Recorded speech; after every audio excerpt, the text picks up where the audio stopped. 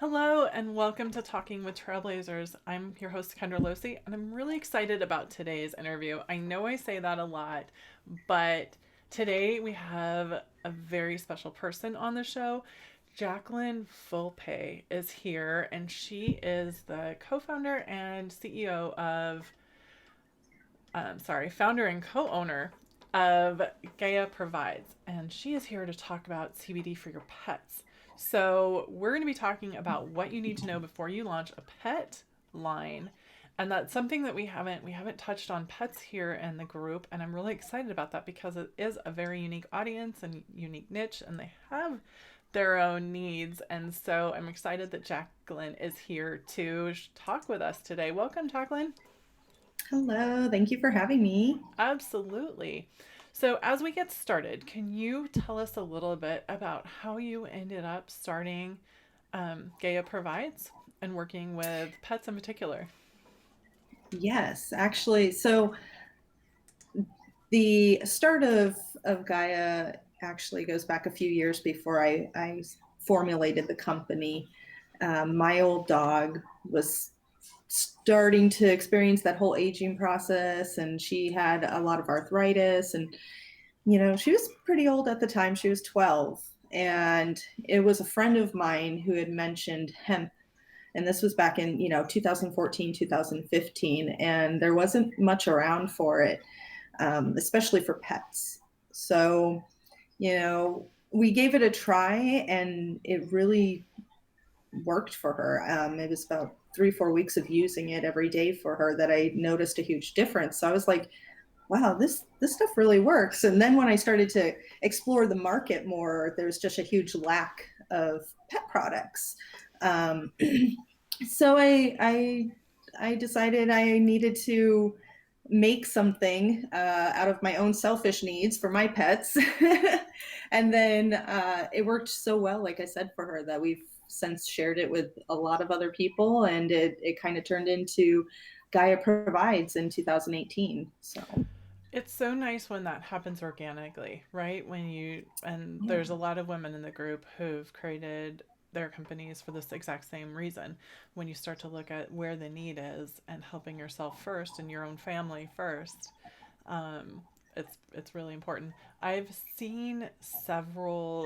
have several friends whose are in either the older stage right now or who've just recently passed away, and it's so hard for us to watch our loved ones, our fur babies, get older and not have a way to help them. And so Yeah, definitely. the fact that you created products specifically for that is really key. And I think that's one of my first questions is how do you when you start to create hemp based or CBD based products for pets, what considerations do you need to have that are going to be different than for people?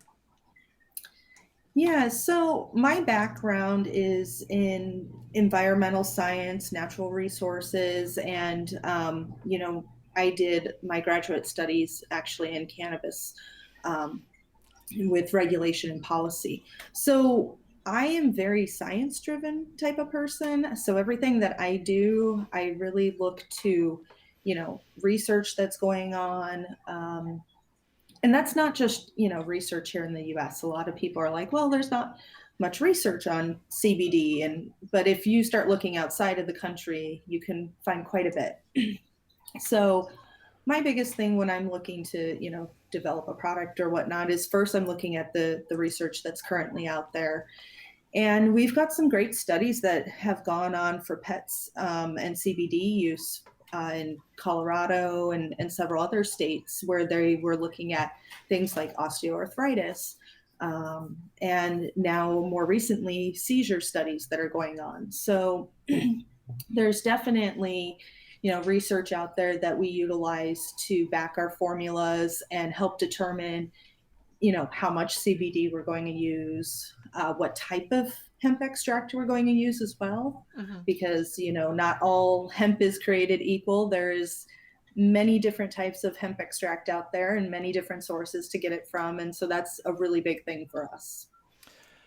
It's really interesting, and I know we're going to talk about that in a minute when we start to talk about some of the sourcing and challenges. But a lot of times, what I've seen is, or what it sounds like, let me rephrase, because I'm sure they're putting more thought into it. A lot of times is that someone has a pet treat line, and then they're like, oh, we can add CBD to this and sell even more. So then they just throw CBD into their product.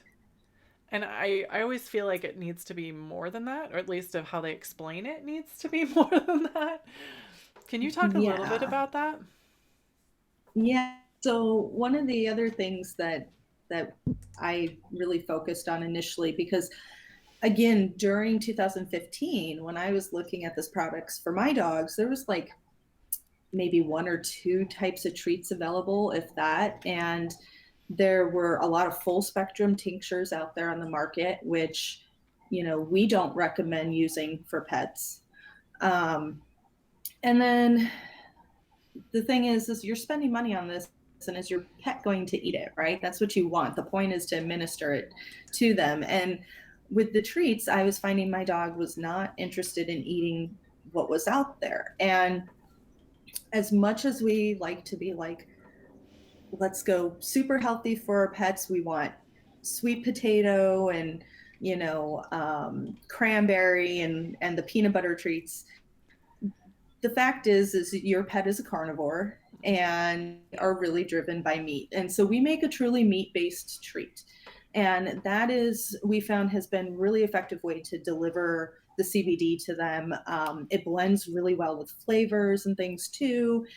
And it's all natural ingredients. It's not a bunch of fillers and things like that. So they're getting, the first ingredient in there is beef liver, and that's what they're getting. So that's really important too, because they're not going to, you can infuse something that's already existing, but again, the flavor matters and the type of hemp extract you're using too. So if you're going to use a full spectrum, for example, you're going to get a lot of that pungent flavor that hemp provides, right? You have the Oh, yeah. terpenes and the flavonoids and everything else in there. And so it's really hard to do infusions with things like that. So That makes sense. And my dog, he'll choose bacon flavored stuff over peanut butter flavored stuff every day of the week. yes. Like, as much as I Yeah. try, peanut butter and pumpkin aren't going to do the same thing. Exactly. And it's great to have like a little bit of that in there for something, but really primarily they're carnivores, cats, dogs, carnivores, and that's what they want. So, and there's a lot of things in there that are beneficial too for them, like taurine and stuff that's found in meat. Hmm. So, Absolutely. And just to note, if you guys are watching and if you ladies are watching and have any questions for Jacklyne, please drop them in the comments and we'll get to those as well.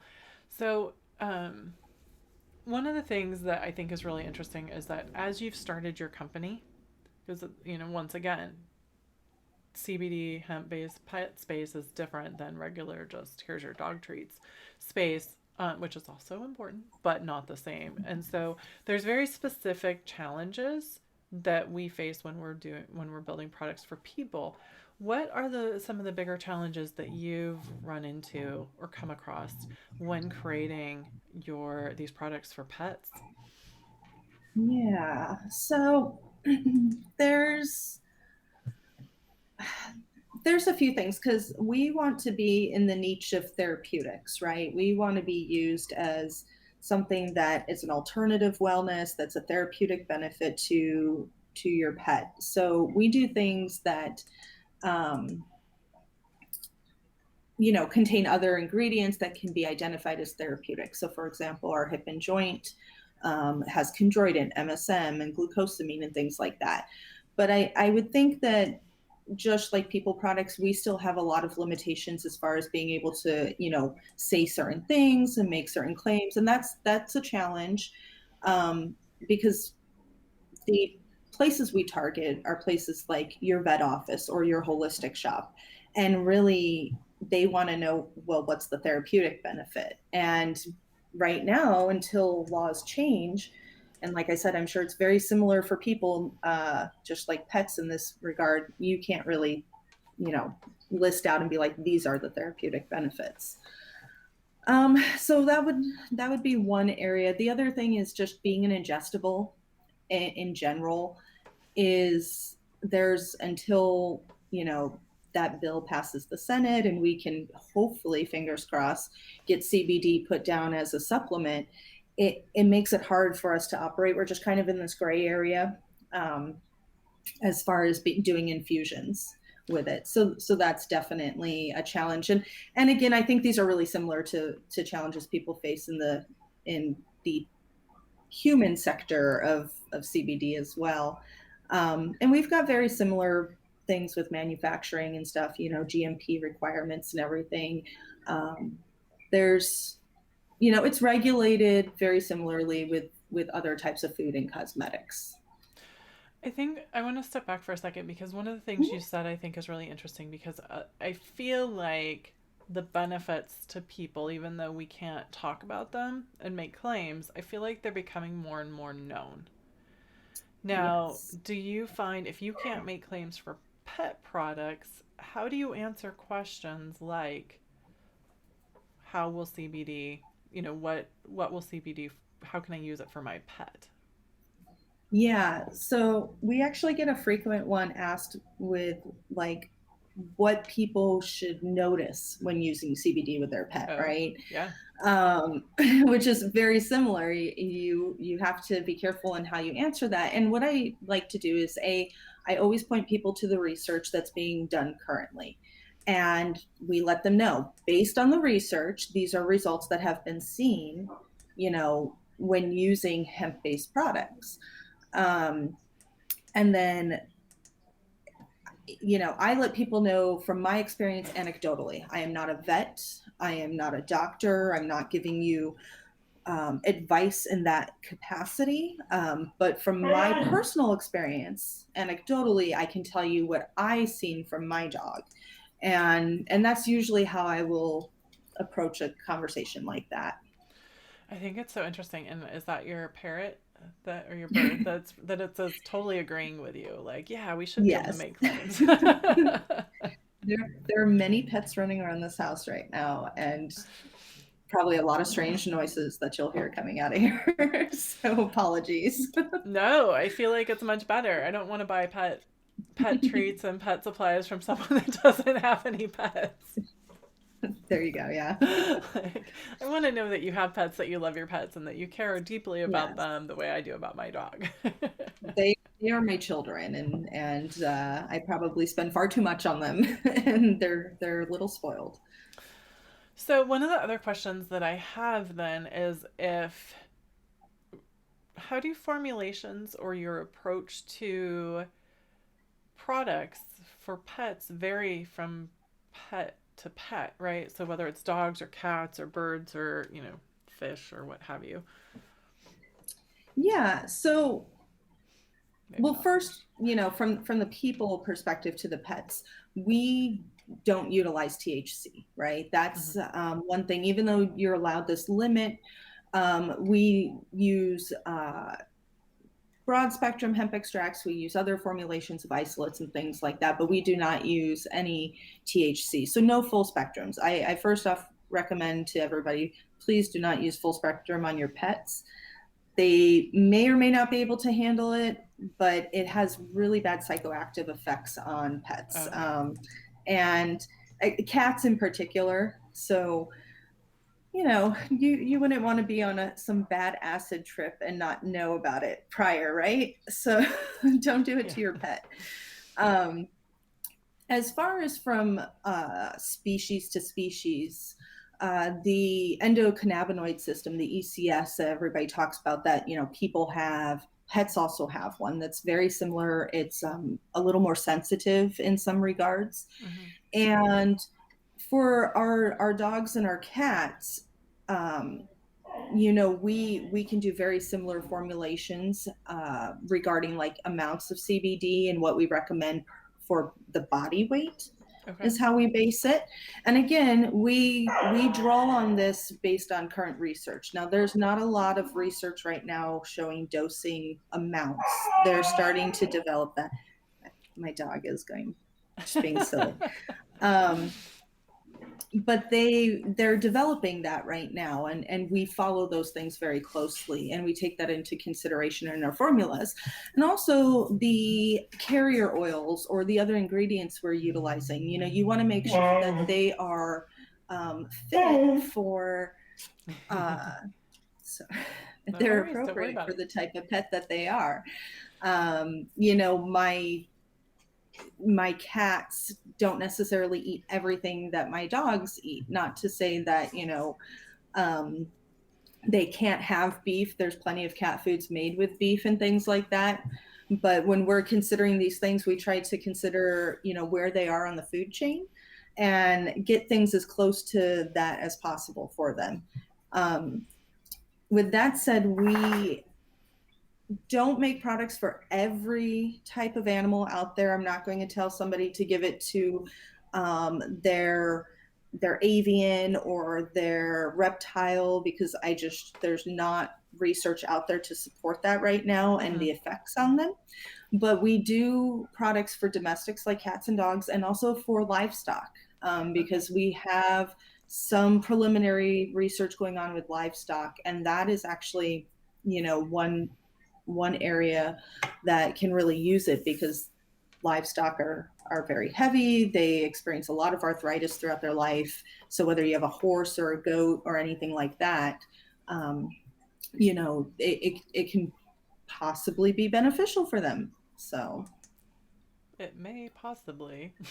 yeah, And I it think that, may do something for them. yeah, I think this is really important information because I've certainly heard people say, oh, I have CBD oil that I take. I'm just going to give some of it to my dog. And there's Yeah. certain considerations. It sounds like A, that's a bad idea. And B, there's considerations like that you mentioned that I think are really important, whether it's the carrier oil, whether it's full spectrum or an isolate or broad spectrum or what have you. Are there any other considerations that when people are, not even if you're A, if you're looking to create these products, but B, if you're looking to buy them as a consumer for your pets?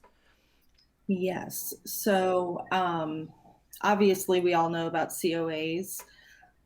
Probably very few people actually understand how to read them, however. But at the very least, I tell customers, make sure that they have a COA available for you. For example, all of our COAs are on our website. We've got a tab you can click on and and check, depending on the product type that you have.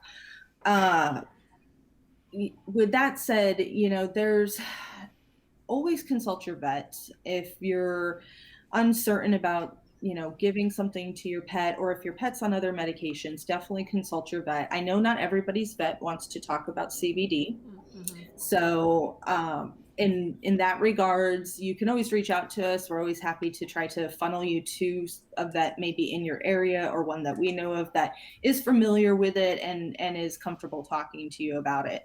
And that's something that we hope changes soon too. Is, when the Farm Bill got passed, there was consideration and thought put in with the language regarding physicians, but Mm-hmm. not with veterinarians. And so that kind of left them out of this segment. And that makes it really difficult. You got all these people giving their pets this, alternative product. And a lot of these vets are restricted by their state laws, or cannot talk about it, or are afraid to discuss it, or don't have further education on it, because it's not something that the government's allowed. So that makes it really hard too. It's yeah, absolutely. It's always so interesting to me to see it, and when I see CBD products in like doggy day camps or what have you, right? Or like pet stores, or places where people are buying it, but they don't know what they don't know. They don't know how to tell a good product from a bad product. They just know that somebody somewhere said yes, let's put it on our shelf. How is it hard to get COAs? Are there specific labs that are specific for pets products? So no, what we like to stick to is using ISO accredited labs. And, people throw that term out, but in case you don't know what that means, it essentially is an accreditation and a process that you go through to ensure that your machines are calibrated correctly, that they're cleaned appropriately between testings and things so that you can avoid contamination and stuff. So for us, we use, like I said, ISO accredited labs. I have a couple labs in particular that I like to use that have had very good standings. They haven't ever had issues coming back with contamination problems, you know, because I dealt with that early on with labs that I was trying out that the readings were very far off, or I'd get like a report from one lab and another lab, and they'd be so far off that, you know, somebody's got to be incorrect. So labs is still something being developed. Will be my business partner is actually a PhD chemist, and so we take that stuff very serious, and we are always on top of the labs that we follow. But I say look for ISO accreditation. Make sure that they have variations for testing the methods, so HPLC, spectrometry. See what types of machinery they actually use to perform the test. That can also tell you how accurate those things are. Mm-hmm. Again, that's getting a little bit into the weeds, but if you have a company, you need to know these things. We are actually hoping to be able to build out some in-house lab facilities so that we can do preliminary testing before we send out for our COAs and things like that. So yeah. So those are things that I would say to look for when you're choosing a lab. And then don't bounce around from lab to lab. Find a couple really good ones that you can have for comparison. We've got 2 that we utilize, and it's kind of like a checks and a balance, but we're not going to like 10 different labs, because you're going to get a lot of variation in that regard. Oh, for sure. I just think it's fascinating that they're able to, that they're able to do the basic checks that they need to for the COAs on products, depending, even though it's a completely different audience than people. Yeah, so it's very much like if you were to send a gummy out or an ingestible for a person, very similar process that they utilize for that. So. Nice. Are there special things that they have in place though, specifically for pet products, or is it just handled the same? From my understanding, it's handled the same. Okay. We have to give them a matrices of what we utilize, and then they're able to, do the appropriate testing based on what our ingredients are and things like that. So. Okay. It sounds like that part's the same at least. Yeah. One question I have is about dosing. I'm sure it's one of the most common questions you receive as well. What advice do you have for people that are looking for dosing for your pets, depending on the pet? B, how do you even figure that out? Yeah, dosing's a very tricky thing. And I really hope as the industry moves forward that we get some sort of standardization on this. Because one of the problems that you have too is you have products with tons of variation out there. So my tincture does not contain the same milligrams that somebody else's may contain. My treat might not contain the same milligrams that this treat contains. And, that makes it hard. I tell people if you find a brand and it works well for you, stick with it. But dosing is tricky. We're getting more research on that. And we're actually, one exciting thing we're doing at Gaia Provides is we're going to be doing some updates to our treats this summer with our milligrams and our offerings based on, the research that we've been following. So currently we offer like a 4 milligram treat. So that'll be changing, and we're going to try and make it a little more consumer friendly too. So if you have a small dog, this is a bag for you, medium dog, large dog type of thing. And, what we recommend starting with was based off of real early on research, and it's really the minimal amount that you'd want to start with. And we typically recommend with 1 milligram per 10 pounds of body weight. And that's whether you've got a cat, dog, or person, to start with that. And then we like to do a titration method. And we actually have a blog that gives the steps for doing this. It has a chart for it. It is a little bit of work. I will tell people it's a little bit of work to hone in your dogs or your cat, or your horse. Their milligrams. It can take a few weeks, but it's worth it, because once you have that, then it's just giving that dose twice a day and going from there. Um, but we say start low and work up high is our motto. That's smart. That's smart.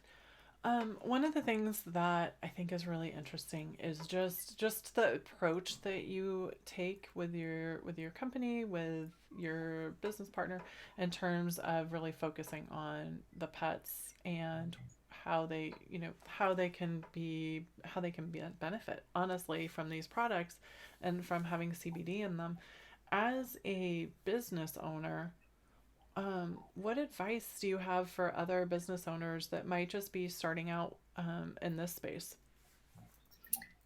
Um, well, I would say to definitely make sure that you have your back end and logistics handled, because that's really where people can get caught up. So it's an expensive industry to get into, to start in. If you're going to do it properly, the testing, the just like good manufacturing processes and things like that. Make sure that you spend the time and focus on your things like your operating procedures and your techniques and your training, because that's really really important. If you don't have that solid when you go into it, it's going to be really difficult. You're going to find that it's an uphill battle. So I would say to definitely focus on those things. It's great.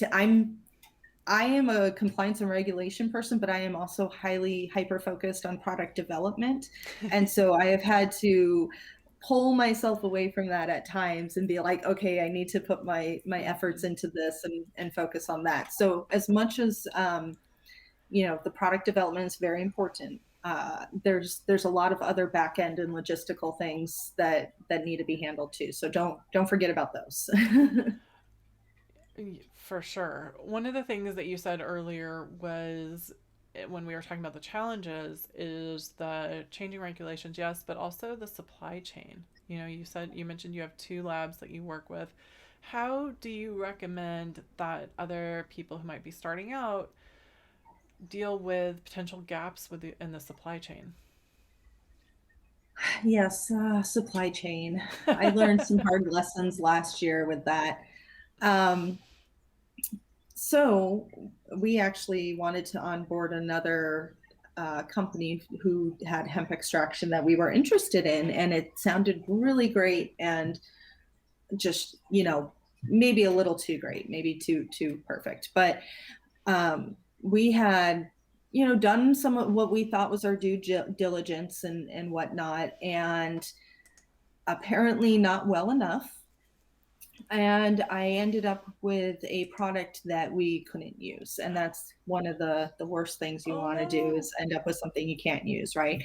So one of the things that we always do is, it's great that the person you're getting the extract from the farm. We've got a few farms and a lab that we work with for extractions, and it's great to have their lab report, but always test right when you get a product in. So we always do a preliminary testing when we get our raw material in, and this was just testing way too hot for THC.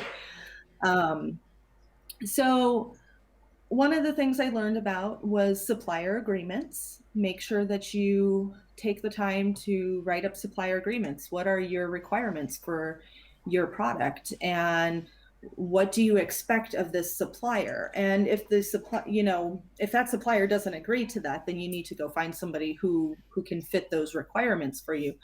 But everybody, I also realized, as far as the hemp extract portion went, more channels is not always better.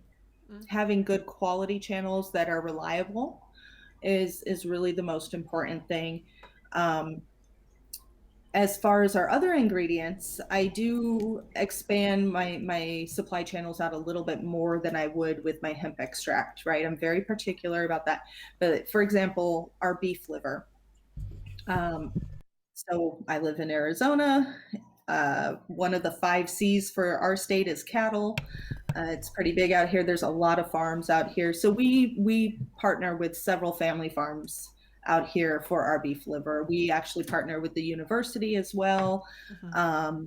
So that, is pretty extensive. But again, like with my hemp extract, it's really just, I have my couple main sources that I know are reliable. I know I'm getting consistent extract from, and we have a supplier agreement in place. So should a problem arise, there's a way to handle that situation.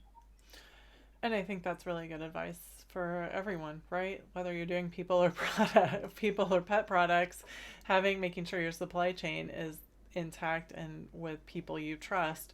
That is a tough way to learn that lesson. Oh, Yes. and I'm sure all of us have been there in some shape or form, for sure. Yeah. It's good that you discovered it before it hit the shelves, but that's tough for sure. Yeah, we don't, nothing even gets processed here without getting tested first. So Smart, so smart. One of the things that I know we want to make sure, and we do, I want to be, as we're wrapping up here, how can people, I know you're in the group and you're active in the group, so thank you. How can people get a hold of you if they have questions for you, if they're curious about your products? What is the best way to get a hold of you? yeah, so we are on Instagram and Twitter and TikTok at Gaia Provides. We're on Facebook at Gaia Provides LLC. You can message us through those. Our website, which is down here, GaiaProvidesLLC.com. You can also contact us through there. We've got a little contact form you can fill out that goes to our email. Any of those will work. We're more than happy to answer questions and help and, direct you to the right resource that you need. Fantastic. Thank you so much for your time, Jacklyne. I really appreciate you being here. Thanks to all of you who spent the time out and watched and were cheering her on as we were going through this information. So thank you so much. Really appreciate it. Love learning about pet products because it is a big niche, as my dog's like, yeah, I liked it too. We'll happily send you some treats for He him. is very excited about this as well. Thank you so much, Jacklyne. I really appreciate it. Thank all of you and have a great rest of your day. Thank you.